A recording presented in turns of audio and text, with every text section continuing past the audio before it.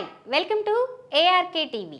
వ్యూహం సినిమాకు మరోసారి బ్రేక్ పడింది. రామ్ గోపాల్ వర్మ దర్శకత్వంలో వచ్చిన వ్యూహం మూవీకి సెన్సార్ బోర్డ్ సర్టిఫికెట్ సస్పెన్షన్ను తెలంగాణ హైకోర్టు పొడిగించింది.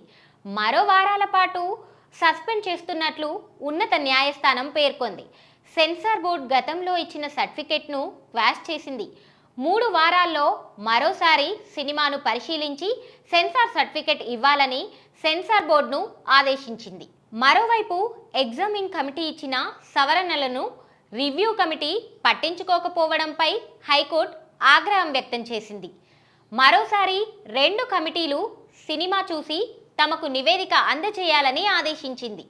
ఈ చిత్రం టీడీపీ అధినేత చంద్రబాబును కించపరిచేలా ఉందంటూ ఆ పార్టీ యువనేత నారా లోకేష్ తెలంగాణ హైకోర్టులో పిటిషన్ వేశారు.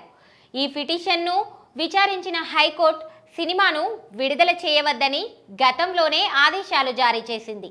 ఇప్పుడు ఏకంగా సెన్సార్ సర్టిఫికెట్ను క్వాష్ చేసింది. AP CM YS Jaganmohan Reddy రాజకీయ జీవితం ఆధారంగా ఈ సినిమాను తెరకెక్కించారు. దర్శకుడు ఆర్జీవి తెరకెక్కించిన వ్యూహం సినిమాలో వివాదాస్పద సీన్లు ఉన్నాయని, ఆ సినిమాను నిలిపివేయాలని పలువురు హైకోర్టులో పిటిషన్ వేశారు. అటు లోకేష్ తన తండ్రిని తనను కించపరుస్తూ అసభ్యకర సీన్లు చిత్రీకరించారని పిటిషన్లో దాఖలు వేశారు. ఈ సినిమా సెన్సార్ సర్టిఫికెట్ను రద్దు చేయాలని కోరారు. ఈ పిటిషన్పై హైకోర్టులో విచారణ సాగింది.